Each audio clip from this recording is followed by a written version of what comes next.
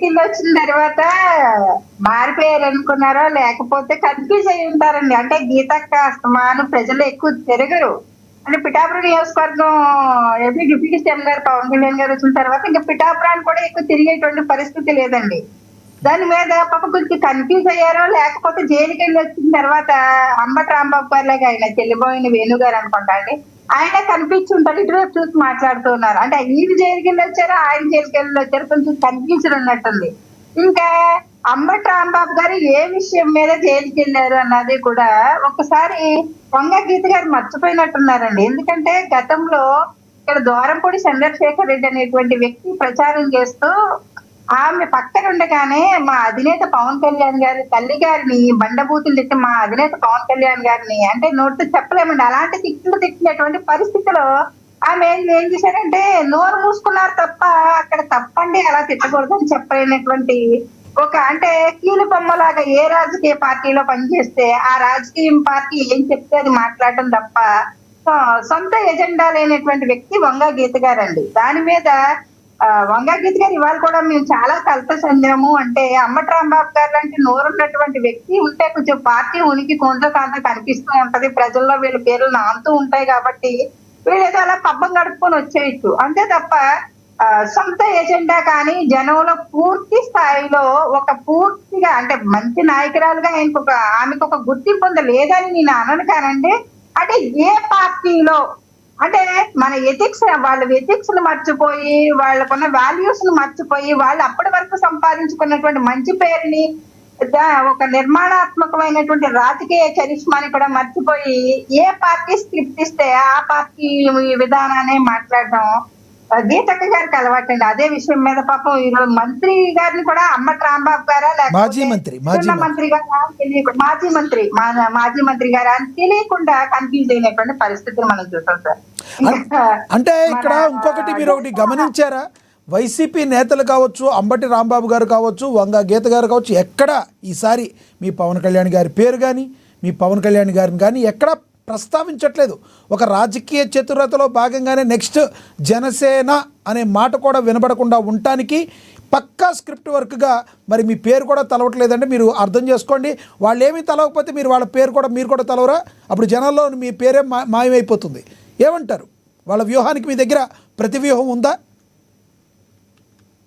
లక్ష్మీనాథ్ గారు మా అధినేత పవన్ కళ్యాణ్ గారు ఆకాశం అండి. ఇక్కడ వైసీపీ నేత అనే వాళ్ళు పిల్ల కాలం లాంటి వాళ్ళు. ఇలాంటి వాళ్ళ గురించి ఏ ఎండేస్తే వస్తే ఆ గొడుగు పట్టేటువంటి ఈ నేతల గురించి మా ఉనికిని మా జనసేన ఎవరి నేతకి వాళ్ళే గొప్ప అండి. మీకు ఆకాశం ఇలా కనబడతారు, వాళ్ళకి వాళ్ళు అలాగే కనబడతారు. ఎవరికి వాళ్ళే గొప్ప. కాకి పిల్ల కాకి ముద్దు కాదంటారా? ఆ విషయం వేరండి. చూడండి, అరిచేతిని అడ్డుపెట్టి సూర్యకాంతిని ఆపలేరంటారు కదా, అలాగే పవన్ కళ్యాణ్ గారు. దాని వెనకాల పవన్ కళ్యాణ్ గారు అంటే ఒక సూర్యుడు రిఫ్లెక్షన్ లాంటి వ్యక్తి అండి. ఆ రిఫ్లెక్షన్ తీసుకొని ప్రతి ఒక్కరు ఎదగాలనుకోవాలి తప్ప సూర్యుడిని సీనియర్ జర్నలిస్ట్ అక్షర సత్యం గారు ఎప్పుడు కూడా కొన్ని చెప్తూ ఉంటారు, డిబేట్స్లో కొన్ని దగ్గర మాట్లాడుతూ ఉంటారు. జనసేనని పోగొట్టడానికే టీడీపీ కావచ్చు, జగన్మోహన్ రెడ్డి గారు కావచ్చు, వాళ్ళల్లో వాళ్ళు ఉంటారు కానీ మూడో శక్తిని రానియకుండా ఉంటాకి వాళ్ళల్లో వాళ్ళు విమర్శలు చేసుకుంటారు. లాస్ట్ టైం జగన్మోహన్ రెడ్డి గారు అది మిస్ అయ్యారు కాబట్టే 21 సీట్లతో కొంత బలపడ్డారు. కాబట్టి ఈసారి ఆ ఛాన్స్ ఇవ్వం, ఉంటే మీరుండాలి లేకపోతే మేము ఉండాలనే తత్వం ఉంటుందని ఆయన మాట్లాడుతుంటారు. వాస్తవం ఉందంటారా? 11 ఇచ్చి వైసీపీ 11 ఇచ్చి పక్కన కూర్చోబెట్టారండి. ఇప్పుడు మాకు టీడీపీ కూటమిలో భాగంగా టీడీపీకి మేము సపోర్ట్ చేస్తాం, వాళ్ళు మాకు సపోర్ట్ చేస్తారు. అలాగే కూటమి మధ్య తీరికలు తీసుకొచ్చి అంటే కూటమిని కూల్చేస్తారని మాట్లాడుతాడు ఎవరు, అంబటి రాంబాబు గారు.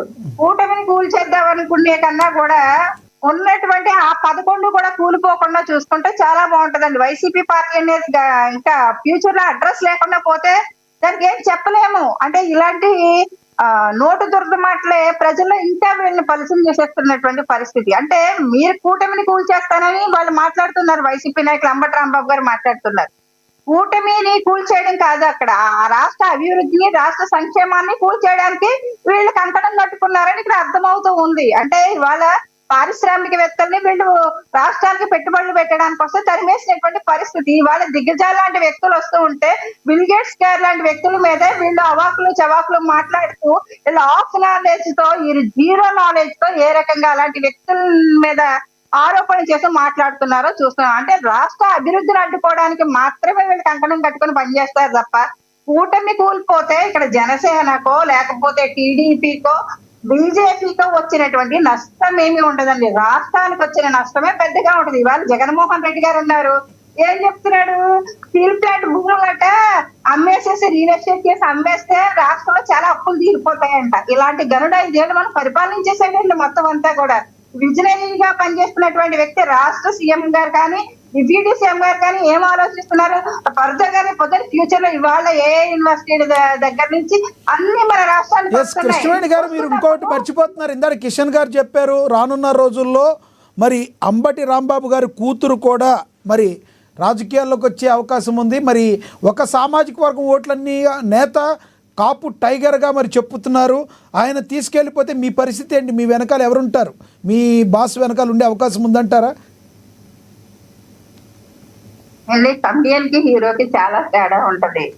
ఎందుకంటే అంబటి రాంబాబు ఎన్ని జన్మలెత్తిన హీరో అయ్యేటువంటి అవకాశం లేదు. డెల్టా అందగాడని ఆయన పేరు చెప్పుకోవాలి తప్ప నిజంగా అంటే ఇక్కడ మా జనసేన అనేది ఇంకొకటి కూడా లక్ష్మీ నాకు గారు మీకు క్లారిటీ ఇస్తామండి. మా జనసేన అనేది ఒక కుల పార్టీ కాదు.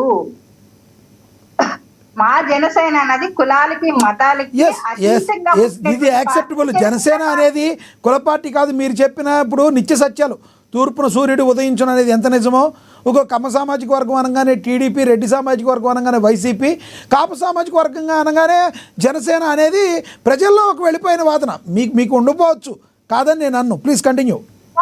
ఒక సామాజిక వర్గం మాత్రమే ఓట్లు వేస్తే ఇక్కడ టీడీపీ గెలవలేదు, అటు వైసీపీ గెలవలేదు. ఇవాళ 100% స్ట్రైక్ రేట్ జనసేనకు వచ్చిందంటే ఒక సామాజిక వర్గం మాత్రమే ఓట్లు వేస్తే 100% స్ట్రైక్ రేట్ రాలేదు. ఇవాళ కుటుంబ ప్రభుత్వం ఏర్పడడానికి కూడా అది చాలా సహకరించారు. అందరూ సహకరిస్తేనే రెండు చేతులు కలిస్తేనే చప్పట్లు అంటారు కదండి. అలాగే ఈ 2 చేతులకి 10 వేళ్ళు ఉంటాయి.